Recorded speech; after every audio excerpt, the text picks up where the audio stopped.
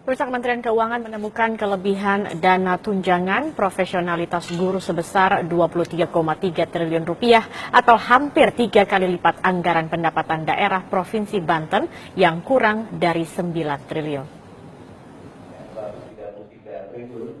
Jumlah kelebihan anggaran dana tunjangan profesionalitas guru di Kementerian Pendidikan cukup mengejutkan. Betapa tidak, kelebihan dana sebesar 23,3 triliun rupiah ini berarti sama dengan 33,4% dari total tunjangan profesionalitas guru sebesar 69,7 triliun di APBNP 2016. Pemotongan ini menyesuaikan dengan data jumlah guru di lapangan. Sebab jumlah guru yang berhak menerima tunjangan profesi tidak sesuai dengan jumlah saat penganggaran dilakukan. Kalau kelebihan dipotong? Iya, udah dipotong. Tapi sebabnya kenapa Pak bisa kelebihan seperti itu? Saya belum tahu itu masalahnya, tapi tentu salah hitung. Ya. Dan sudah dikoreksi Pak ya? Nah, yang penting belum dibelanjakan.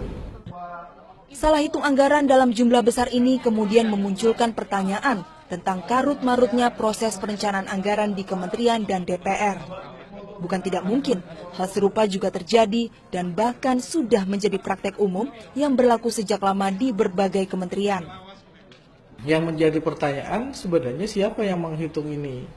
Nah, kalau melihat dari konteksnya itu adalah Kementerian Pendidikan kemarin, ya kan, dan kemudian masukan dari daerah yang kemudian disetujui secara serta-merta oleh Kementerian Keuangan tanpa kemudian ada verifikasi data formulasi perhitungan yang tetapi langsung disahkan. Nah, artinya ketiga pihak ini sebenarnya harus bertanggung jawab, mempertanggungjawabkan perhitungan formulanya. Ini yang menjadi penting.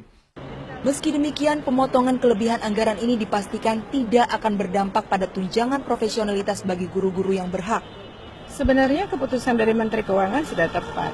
Ini kan bukan pemangkasan tunjangan profesi guru. Nggak ada yang dipangkas tunjangan profesi guru itu. Tetap dibayarkan bagi yang berhak.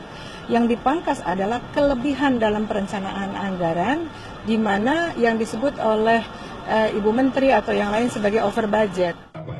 Pemotongan anggaran ini menjadi rangkaian gebrakan Menteri Keuangan Sri Mulyani yang melakukan pemangkasan anggaran yang didesain Menteri Keuangan sebelumnya, yaitu Bambang Brojonegoro. Pemotongan anggaran yang berlebih ini dilakukan sebagai langkah penghematan anggaran yang menargetkan pemotongan belanja hingga mencapai 137,6 triliun rupiah. Tim Liputan Metro TV.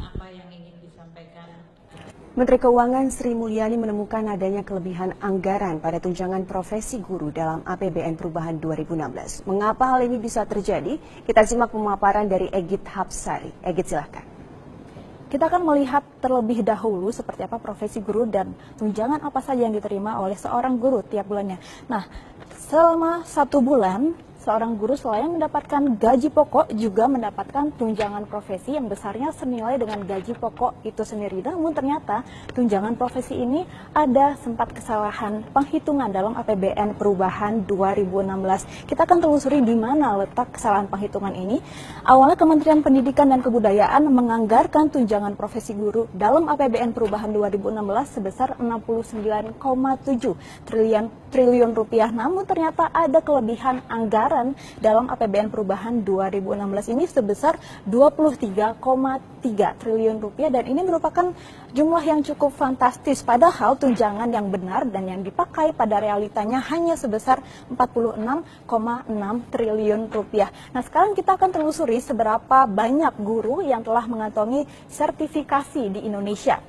Jumlah guru di Indonesia total 2,3 juta, namun yang mengantongi sertifikat adalah 1,2 juta guru dan 1 juta lainnya ini belum mengantongi sertifikat. Artinya yang berhak untuk menerima tunjangan profesi ini hanya sebesar 1,2 juta guru.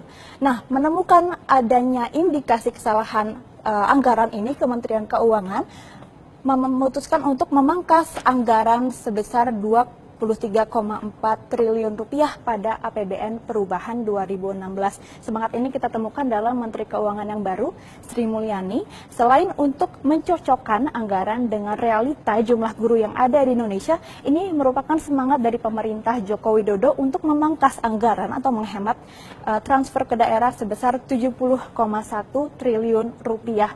Memang semangat ini muncul dari Menteri Keuangan, namun yang perlu kita garis bawahi di sini bagaimana penganggaran bisa ada kesalahan dan kita tentunya tidak boleh membiarkan kesalahan penghitungan anggaran ini menjadi celah-celah untuk adanya penyelewengan. Demikian Stefani dan pemirsa. Egit Hapsari, terima kasih untuk pemaparan Anda. Kalau menurut PGRI, Pak Kudrat, berapa sih sebenarnya guru yang berhak menerima tunjangan sertifikasi ini? Dikarenakan ini jumlahnya 69,7 triliun rupiah dan dikatakan kelebihan sampai dengan 23 triliun. Ini kan kalau secara keseluruhan, prinsipnya kan yang sudah bersertifikat. Itu dengan hitungan yang dianggap keliru itu kan ada 121.200.000 ya, kalau tidak keliru. Nah, memang saya pikir yang paling penting di sini yang kami ingin sampaikan di momen ini bahwa yang saya tahu bahwa tunjangan itu tidak ada yang dipotong. Jadi mohon para guru dimanapun di seluruh Indonesia, soalnya saya sudah mendengar ada guru mau demo lah. Ini yang membuat seram sesungguhnya, terutama bagi kami juga sampai hari ini saya tidak mendengar itu. Dan saya yakin bagi kami ini tidak ada salah hitung.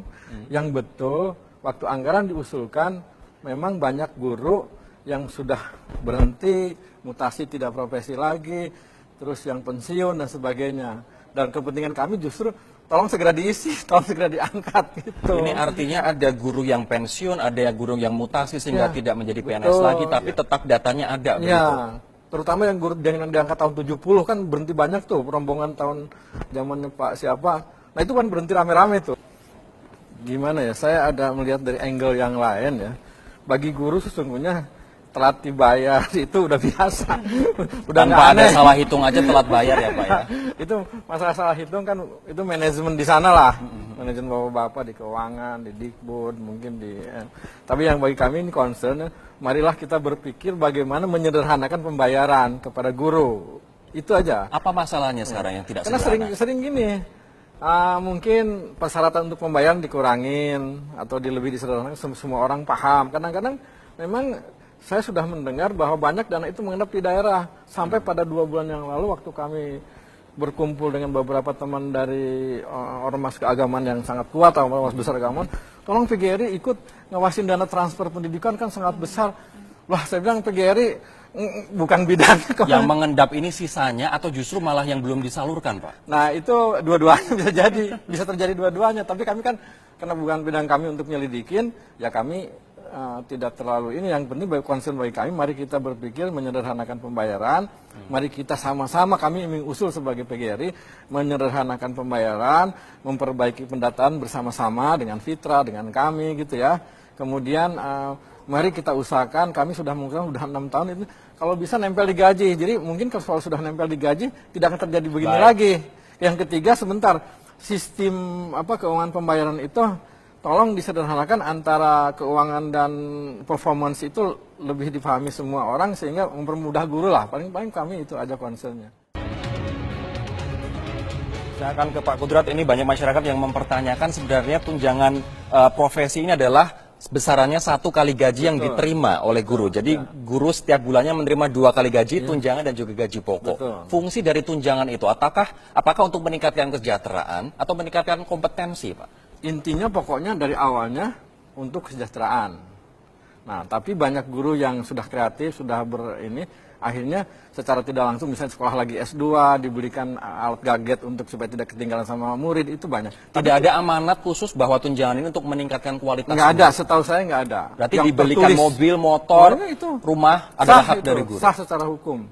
Boleh, karena seperti saya katakan beda dengan di beberapa negara yang maju atau Singapura yang dekat itu ada, atau di Brunei saya kasih uang 100.000 ini tunjangan profesi misalnya. Kamu belikan 50.000 kesejahteraan, yang 50.000 voucher, harus beli buku, harus kursus bahasa Inggris pun itu nggak ada.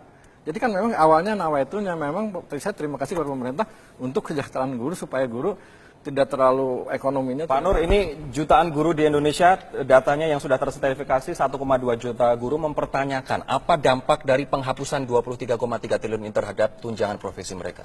Begini, untuk rekan-rekan guru dimanapun berada, jangan resah, jangan gundah, jangan gelisah, karena tidak akan pernah mengurangi hak Anda. Yang 23 itu bukan dipotong, tapi memanfaatkan dulu yang sudah ada di daerah. Yang 23 itu adalah untuk kepentingan yang lain, karena negara memerlukan. Sekali lagi, dipotong 23 itu tidak mengurangi hak guru serupiah pun. Tidak akan mengurangi? Tidak akan mengurangi, karena untuk guru sudah terhitung. Ini kan 23 itu karena ada silva itu. Silva itu adalah sisa anggaran tahun sebelumnya yang... Apa jaminannya bahwa nanti untuk penganggaran tahun depan tidak ada lagi terjadi kelebihan penghitungan seperti saat ini? Ya, yang pertama kami lebih hati-hati dengan angka itu. Dan kami kan sekarang sudah punya data ini dari daerah. Ada silva 19, sekian. Nah, tahun 2015 ketika mengusulkan, dana silva belum diketahui secara pasti. Ini berarti sekarang dana silva sudah tahu 19 triliun, artinya nanti untuk perencanaan anggaran di masa depan akan melihat berapa dana silva yang terendap di daerah terlebih dahulu. Iya. Oke, bagaimana agar bisa mencapai hal itu? Karena dikarenakan Anda tadi mengatakan pelaporan dari daerah ini yang sering terlambat. Mungkin harus dikembangkan mekanisme pelaporan online yang masif. Bahwa masing-masing daerah kan ada yang ada internet, ada yang tidak. Nah, mungkin yang sudah terjangkau dengan internet itulah dimanfaatkan sehingga on time bisa diperoleh. Bagi yang tidak ya terpaksa harus offline. Itu barangkali salah satu solusi.